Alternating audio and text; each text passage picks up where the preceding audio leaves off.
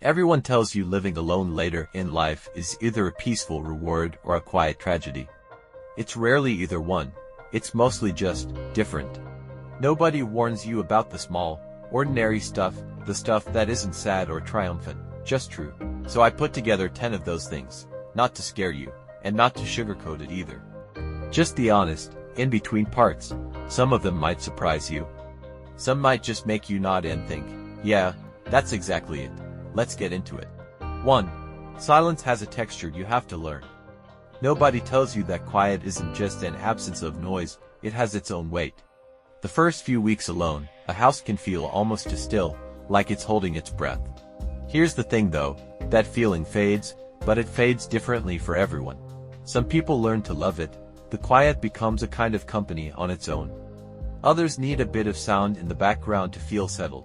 The radio while you make coffee, a podcast while you fold laundry. Neither one is wrong. It's not a problem to solve, it's a texture to get used to. 2. Your routine quietly becomes your anchor. When there's no one else's schedule pulling at yours, your own habits start to matter more than you'd expect. The time you wake up, the walk you take, the show you watch before bed, these aren't just habits anymore, they become the shape of your day. This isn't a small thing, and it isn't something to feel embarrassed about. A steady rhythm is one of the quiet, powerful tools you have for staying grounded. If your days feel a little too structured lately, that's not rigidity. That's you building your own stability, on your own terms. 3. You start thinking about safety differently, and that's not fear, it's wisdom. At some point, most people who live alone quietly start asking, if something happened right now, how would anyone know? It's not a morbid thought, it's a practical one. This is usually the point where people look into things like a medical alert device, a smartwatch with fall detection, or simply setting up a regular check-in call with someone. It's not about expecting the worst, it's about closing a gap so you can enjoy your independence without a nagging worry sitting in the back of your mind. 4. Cooking for one is a skill, not a mood. Almost everyone who lives alone goes through a phase of standing in front of the fridge, looking at nothing, and ordering takeout instead. It happens. Cooking for one person can feel disproportionately like a lot of effort for a small result. But something shifts once you stop treating meals as cooking for someone and start treating them as a small act of care for yourself. Batch cooking on a slower day, keeping a few go-to recipes you actually enjoy, even just setting the table properly for one. It sounds small, but it changes how the whole thing feels. 5. Your belongings start asking you questions. This one sneaks up on people. When you live alone, every object in your home is there because you decided it should be. Nobody else's stuff, nobody else's opinion. Which means, eventually, your things start to feel less like clutter and more like a running conversation with your own past. That's exactly why letting go of things can feel harder than people expect. It's not really about the object. It's about what it's attached to. If you're facing a declutter or a downsize, give yourself permission to go slowly, one drawer, one shelf, one box at a time. There's no prize for doing it fast. 6. Invitations slow down, but your social life doesn't have to. Nobody talks about this part enough. As the years go on, the phone rings less. Not because people stop caring, but because everyone's life gets quieter and more scattered.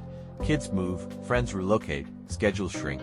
The shift that helps here is small but real. Stop waiting to be invited, and start being the one who invites. A standing coffee date, a weekly call with an old friend, a short walk with a neighbor. You don't need a big social circle. You need a few small, reliable points of connection that you built yourself. 7. Staying active takes a decision now, not a default. When you used to share a home with someone, movement often happened without much thought. Walking the dog together, doing errands side by side, someone nudging you to get up and go. Alone, that built-in nudge disappears, and it's easy to end up sitting more than you realize. The fix isn't a gym membership or a dramatic overhaul. It's picking one small, repeatable thing, a short walk after breakfast, some stretching while the kettle boils, dancing around the kitchen to one song. Movement doesn't need to be impressive. It just needs to happen regularly. 8. Time stops organizing itself for you. Here's a strange one. When you live with other people, their schedules quietly structure your days for you. Meals happen around them, weekends have a shape. Alone, that outside structure disappears. And it's surprisingly easy to lose track of what day it even is. The upside: you get to build your own rhythm from scratch. Some people assign certain tasks to certain days. Some anchor their week around one thing they look forward to: a class, a phone call, a Sunday routine. It's not about rigid scheduling. It's about giving your days just enough shape that they don't blur together. 9. You become your own biggest source of comfort, and that takes practice. Self-care sounds like a small, almost trivial phrase, but living alone reveals what it actually means.